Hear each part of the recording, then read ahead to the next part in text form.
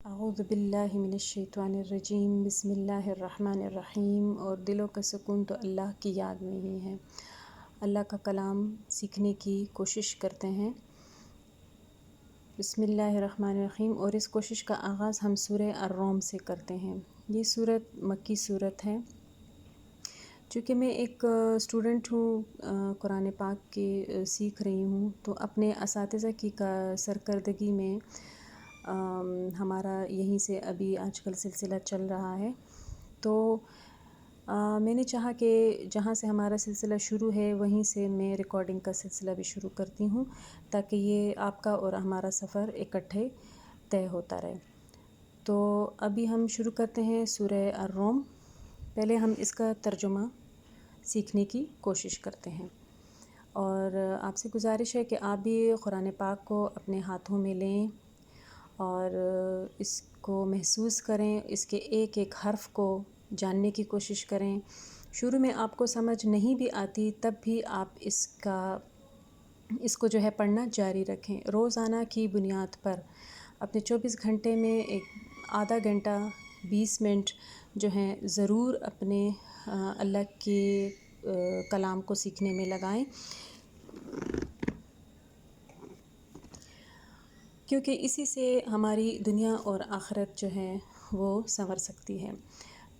تو اپنے ہاتھ میں قلم لیجئے اور ایسا قرآن پاک اپنے لیے ہدیہ کیجئے جس کو بیاض کہا جاتا ہے، جس کے نیچے جو ہے وہ ترجمہ اپنے ہاتھوں سے لکھنے کی کوشش کریں۔ تو اس طرح سے آپ کو صحیح سے الفاظ کے ساتھ ایک رشتہ جڑ جائے گا۔ آپ جب اپنے ہاتھوں سے لکھیں گے تو آپ کو ایک بہت ہی اپنائیت محسوس ہوگی، اور اللہ تعالیٰ بھی آپ کی اس کوشش کو دگنا کر کے آپ کو اس کا ثواب دے گا، اور فرشتوں کی محفل میں آپ کا ذکر کرے گا کہ میرا یہ بندہ میرے اس کلام کو کتنے شوق سے سیکھنے کی کوشش کر رہا ہے۔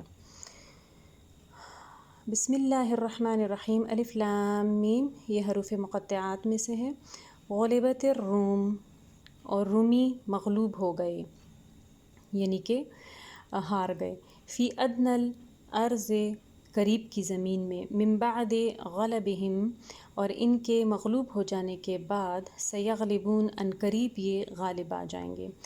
فی بضع سنین، چند سالوں میں۔ للہ الامر، اللہ کے حکم سے۔ من قبل، اس سے پہلے بھی اللہ کا حکم تھا۔ ومن بعد، اور اس کے بعد بھی۔ ویومئذ یفرح المؤمنون، اور اس دن مومن بھی خوش ہو جائیں گے۔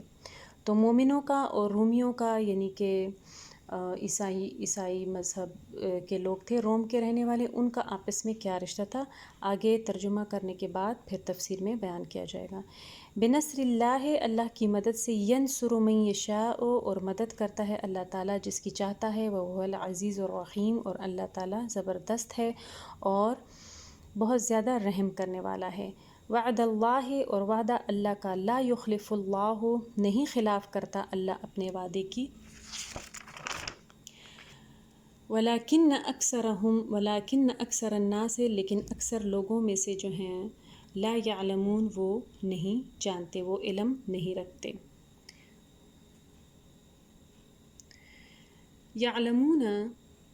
یعلمون ظاہرا، اب یہ والی آیت جو ہے کفار کے بارے میں ہے کہ وہ دنیا کی زندگی کو تو بہت اچھی طرح سے سمجھتے ہیں، اس کے فائدے کو، اس کے نقصان کو، لیکن نہیں سمجھتے تو آخرت کا فائدہ ان کو نہیں نظر آتا۔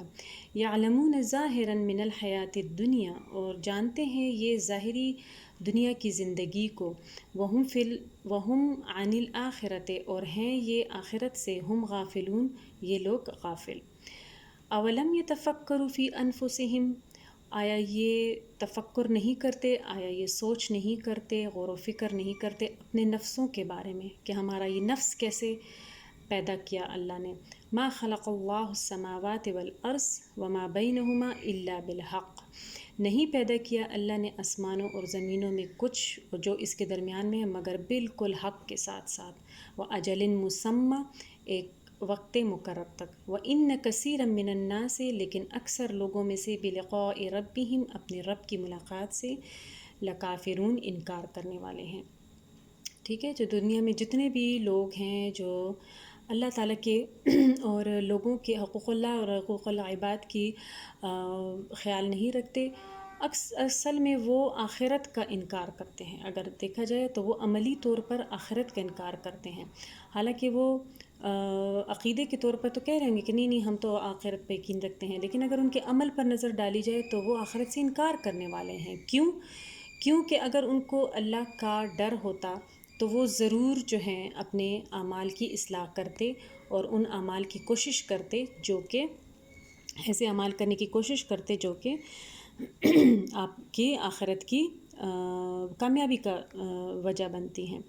اولم یسیروا فی الارض، آیا یہ نہیں چلتے زمین میں، فینظر کیف کان عاقبۃ الذین، اور کیسا، اور وہ نہیں دیکھتے کہ کیسا انجام ہوا ان لوگوں کا، من قبلہم جو ان سے پہلے تھے، کانوا اشد منہم قوۃ، اور تھے وہ لوگ بہت زیادہ ان سے قوت میں. ٹھیک ہے.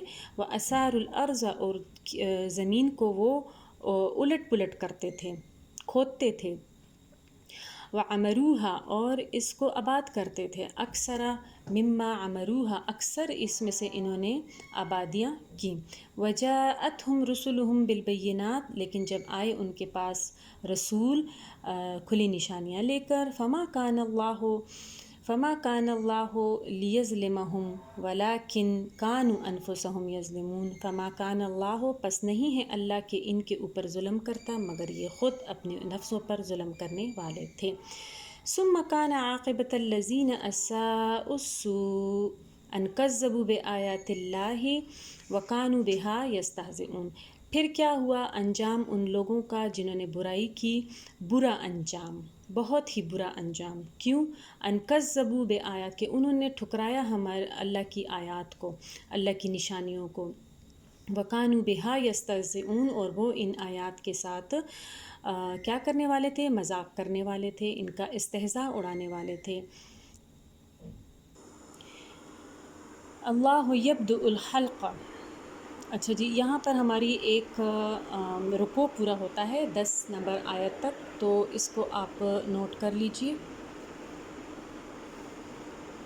اس کو جو ہے آپ نوٹ کر لیجئے. اور یہ جو ہے سورہ الروم کی آیت نمبر 1 سے لے کر 10 تک کی یہ ترجمہ ہے. اس کو 2 دفعہ 3 مرتبہ پہلے اپنے ہاتھ سے لکھ لیں، پھر اس کو پڑھ لیں، اور پھر اس کے بعد جو ہے اچھے سے جب اس کو ذہن نشین ہو جائے تو پھر اگلی آیات کے اوپر آ جائے گی. اور روزانہ کا اس کو اپنا معمول بنا لیجئے. ابھی ہم اس کی تھوڑی سی تفسیر جب پڑھتے ہیں تو اس سے ہمیں ان آیات کو اچھی طرح سے ذہن نشین کرنے میں آسانی ہو جاتی ہے. رومی کون تھے؟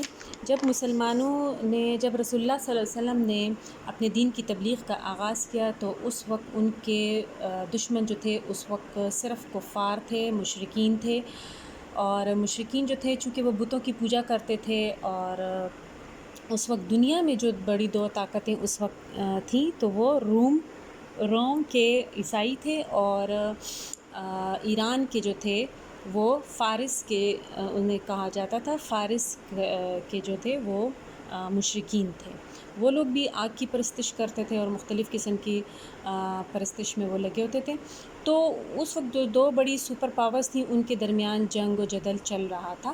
اور ہوا ایسا کہ جو ایرانی تھے، جو فارس والے تھے، وہ غلبہ پا لیا انہوں نے کن پر؟ رومیوں پر. اور رومی چونکہ اہل کتاب تھے، حضرت عیسیٰ علیہ السلام کو ماننے والے تھے. اور ادھر مکہ میں رسول اللہ صلی اللہ علیہ وسلم نے بھی اپنے نبی ہونے کا دعویٰ کر لیا تھا. تو یہ لوگ جو تھے رسول اللہ صلی اللہ علیہ وسلم کے ساتھیوں کو، مشرکین مکہ جو تھے، چڑھاتے تھے کہ جس طرح آج فارس والے جو ہیں وہ تم لوگوں پر رومیوں پر غالب آئے ہیں، اسی طرح ہم بھی ایک دن تم لوگوں کو اس جگہ سے، اس مکہ سے نکال دیں گے. تو پھر اللہ تعالیٰ نے، چونکہ قرآن کے نزول کا سلسلہ جاری تھا، 23 سال کے عرصے میں نازل ہوتا رہا، تو اس وقت یہ صورت نازل ہوئی اور یہ آیات شروع کی نازل ہوئی کہ آج قریب کی زمین میں رومی جو ہیں وہ مغلوب ہو گئے ہیں، لیکن آئندہ کے چند سالوں میں یہی رومی، یہی جو عیسائی ہیں دوبارہ غالب آئیں گے فارس والوں پر. تو جب اتنی خراب قسم کی ان کو شکست ہوئی تھی رومیوں کو، تو ان کے بارے میں ایک دم سے ان کی غلبہ پانے کی خوشخبری جو ہے وہ مشرکوں کو کچھ ہضم نہ ہوئی اور وہ مذاق اڑانے لگے کہ تو اسی مذاق میں حضرت ابوبکر صدیق کی ایک شخص تھا کعب ابن ابی، اس کے ساتھ شرط لگ گئی، کیونکہ حضرت ابوبکر صدیق رضی اللہ عنہ جو تھے وہ تو قرآن اور نبی کے ماننے والے تھے، ان کو تو پتہ تھا کہ رسول کی بات جو ہے تو وہ حق ہے، تو کیوں نہ میں اس پہ شرط لگاؤں۔ اور اس وقت جو تھا شرط لگانا جو تھا وہ ابھی اس کو ممنوع نہیں قرار دیا گیا تھا، تو انہوں نے 10 اونٹوں کی شرط لگا دی اور انہوں نے کہا کہ 3 سال کے عرصے میں جو ہیں رومی دوبارہ غالب آ جائیں گے۔ تو جب انہوں نے حضرت ابوبکر نے رسول اللہ صلی اللہ علیہ وسلم کے ساتھ ذکر کیا اس شرط کا، تو رسول اللہ صلی اللہ علیہ وسلم نے کہا کہ جاؤ اور اس شرط کی مدت کو بڑھا لو، کیونکہ بضع سنین جو ہے یہ 3 سے 9 سال کے عرصے یا 7 سال کے عرصے کو عربی میں کہا جاتا ہے، تو آپ 7 سال کی شرط لگا کے آئیں اور 10 اونٹوں کی بجائے 100 اونٹوں کی شرط لگائیں۔ اور اس میں چونکہ بتایا گیا کہ جس دن رومی غالب آئیں گے اس دن مسلمان خوش ہو جائیں گے، اللہ ان کو خوش کرے گا، تو پھر جنگ بدر کے روز جو ہے ادھر مسلمانوں کو بدر کے میدان میں فتح حاصل ہوئی اور ادھر جو ہے رومیوں کو فتح حاصل ہوئی فارس والوں پر۔ اور اس کی مزید بھی تفصیل موجود ہے، لیکن چونکہ ہم اپنے نئے جو ہمارے ہیں سننے والے، ان کے لیے ہم آسان ترجمہ اور آسان تفسیر لے کر آئے ہیں، تاکہ اس کو قرآن کو سمجھنا جو ہے وہ بہت آسان ہو جائے ہمارے لیے۔ تو شروع کے مقام کے لیے اتنی تفسیر کافی ہے، اور پھر اس کے بعد اللہ تعالیٰ نے عقلی دلائل جو ہیں وہ پیش کیے ہیں کہ اللہ کو سمجھنا اللہ کی قدرت سے سمجھا جا سکتا ہے اللہ تعالیٰ کو، ٹھیک ہے۔ تو اللہ تعالیٰ تو کفار کی کچھ خرابیاں اس میں بتائی جا رہی ہیں کہ ان کو آخرت کا یقین نہیں ہے، اللہ سے ملاقات کا یقین نہیں ہے، اسی لیے وہ آج جو ہیں دن دناتے پھر رہے ہیں اور ہر قسم کے شرک میں مبتلا ہیں، اور کل ان کا آخرت کے دن کیا انجام ہوگا وہ اگلی رکوع میں بیان کیا جائے گا۔ ابھی کے لیے اتنا ہی ہے۔ سبحان ربک رب العزت عما یصفون وسلام علی المرسلین والحمد للہ رب العالمین۔ یا اللہ ہمارے لیے اس قرآن کو پڑھنا اور سمجھنا ہمارے لیے آسان بنا دے، آمین ثم آمین۔